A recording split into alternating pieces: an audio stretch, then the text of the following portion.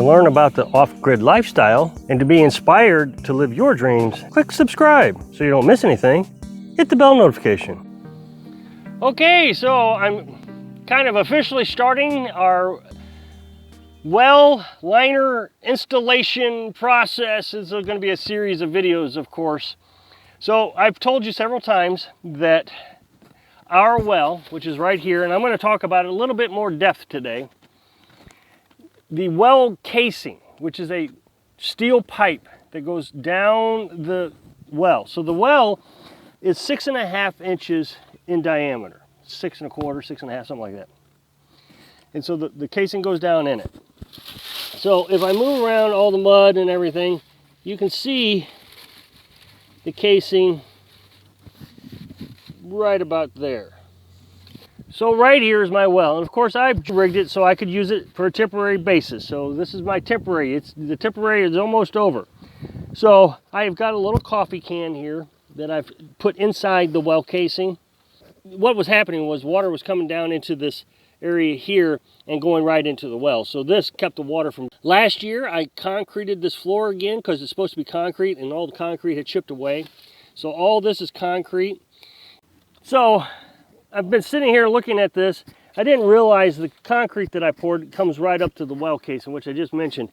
So my plan was to put a bolt into the well casing, and then I could use my come along and push this well packer. I've been looking at other options. I'm sitting here looking, and I see this concrete block sticking out right here, and I got another one right here. They're pretty solid. So I'm thinking maybe I could run a 2x4 across here, up underneath there, hook a chain around the 2x4, and then I could use my come along around that 2x4. Okay, so right now I have a pump down in here. Do my best to keep the dirty water out, but the well casing's cracked, so groundwater is getting into the well. So I got to keep the groundwater out. So somebody asked, why don't I get the water tested and maybe able to avoid all this? Well, the water is just brown dirty, and so later I'm going to demonstrate how dirty the water is. So stick around. So I'm trying to clean it up. I mean, it doesn't matter if it's bacteria infested or not. Right now it's just dirty and I don't like it. So I have to flush out the well before I can use it. So that means I start the generator, I plug it in, and I dump the well out 2 or 3 times. I mean, this is a time-consuming process just to get a little bit of water. Now, the last pump I got was completely assembled. All I had to do is hook a wire up to it, lower it down in there. Of course, I had to put the hose on, the pipe, the black pipe, and I lowered it down there. This one is 3 inches in diameter. That way it'll fit into my 4-inch well liner, the PVC one. So this is it right here. It's not really a true unboxing of the well pump because I needed to read the instructions to see what I needed to do. So I got to assemble this, and there's a list of instructions that are 10 steps, 11 steps of instructions that I got to do.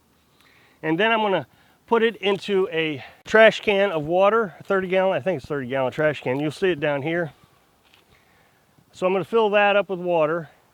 In the white bucket you see next to it, I'm going to fill that up with water just so you can see how dirty the water is. And then I'm going to put the pump down into the trash can, and I'm going to turn it on to make sure it works. One thing I don't want to do is put a pump down into the well, 100 feet down, start it up and it not work, and I have to pull it back up. That would be terrible. So just like my last pump, this pump is 110, which means you can literally plug it into the wall of your house. And that's what I've been doing, is I've been plugging it into my generator, which is 110 generator. Now, for anybody who's going to tell me, oh, that ain't going to work. I've done this for a year. It's a bigger pump. Same company.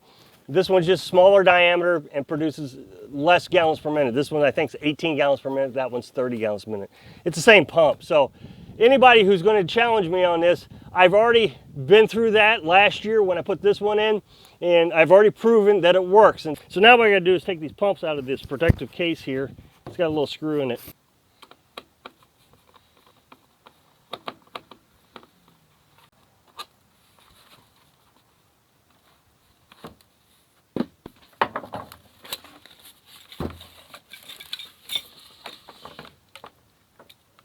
So it looks exactly like the one I have, except it's smaller. So this is the motor, the electric motor, that will spin the pump, which is in the other.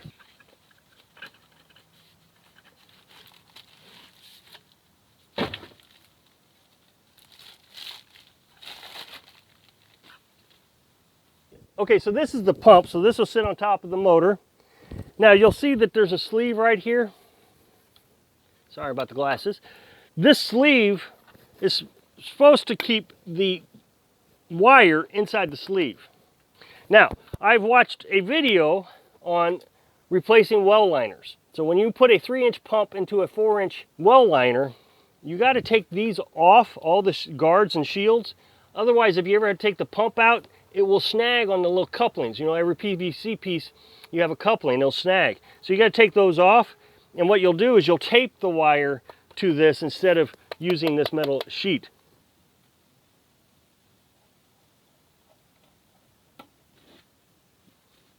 Now, I do like this pump a lot, at least the one I have. It's worked fine, nothing's ever went wrong with it. But one of the complaints about it in the reviews is it rusts. All the little screws and shields and all that will rust. And I noticed that. I tested my last pump before I put it in there. I don't know, a month or so before I actually put it in there. And these pieces did rust, so that is a true statement. But that being said, it's a very reliable pump. Everybody has high regards for it. So the rust is a minor issue. And they're a lot cheaper than other well pumps. So if you're looking for inexpensive, easy to use, 110, that's the thing, it's 110, it's not 220. Well pump, these are the way to go, I think, in my opinion. So I decided to go ahead and go to the hardware store and get my 4-inch PVC pipe. That's what the pump is going to go in. The PVC pipe will go down into the well, and then the pump goes inside the PVC pipe. So I wanted to make sure everything was working out okay before I got too far into this project. So I went and got 8 pieces. Of course, there's a lot more. I got to get the connections and the glue and all of that. I'm also still waiting to get the well packer, which is en route. So anyway, so I'm going to stick this in here just to make sure it fits. And I know it does. I can see easily that it's going to fit. It fits really well. And so this idea that I need to keep the strainer off of it, I don't think that's necessary. I think I can put the strainer on it. I will go ahead and keep the guard for the wire and just tape the wire.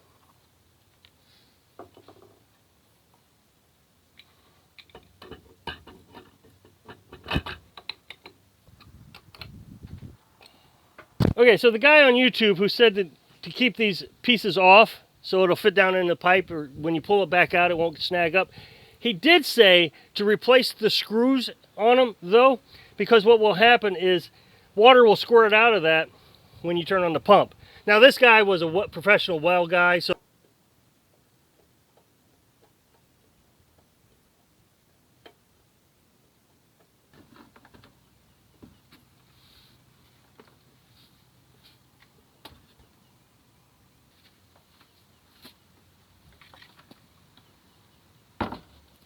now, when you lower this down, a lot of people have the tendency to lower it down with the cable. And you're not supposed to do that because you can rip the electric cable right out of the box here. And so what you should do as you go up the pipe, your cable goes up the pipe, you tape it to the pipe. And that way your rope, because you're going to put a rope on this up here at the top also. So your rope, your pipe, and your cable are all kind of lowering it down at once. Everything's attached to the pipe. So really the pipe is doing kind of all the work, and the rope, of course. But what I did there was I put my finger in here after I taped it. I put my finger in here and I lifted it up to see if there was any pressure on the cable, because I wanted the tape to do the holding. That way if I do accidentally pull it by the cord, I don't rip it out. Okay, so I want to fill up this bucket real quick just to show you what I mean by the groundwater is getting into the well water and making it dirty. Well, actually, you probably won't even see it in the camera. It doesn't look that bad today. It's a little dingy, but apparently it hasn't rained that hard since the last time I flushed out the well. But normally this is pretty brown. I mean, I can tell that it's got a brownish tinge to it. I really don't know if you're going to be able to see that on camera. So what I have to do all the time is I have to flush the well out 2 or 3 times.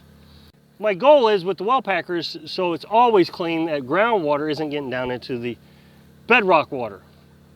So right now I'm filling the trash can here so I can put the pump inside the trash can and test it. You can't run the well pump without water. Okay, so now I'm going to lower the well down into the trash can full of water.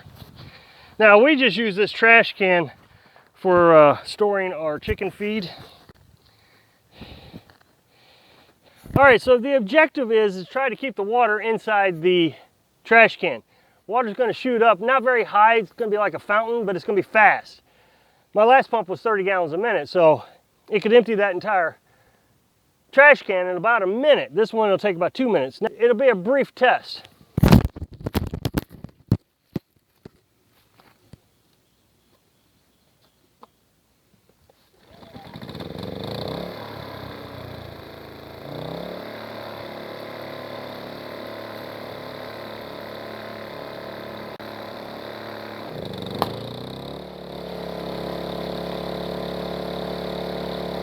The generator handled it just fine, did exactly what I expected. So I hope I can inspire you to work through your problems when you're living your dream. Thanks for watching.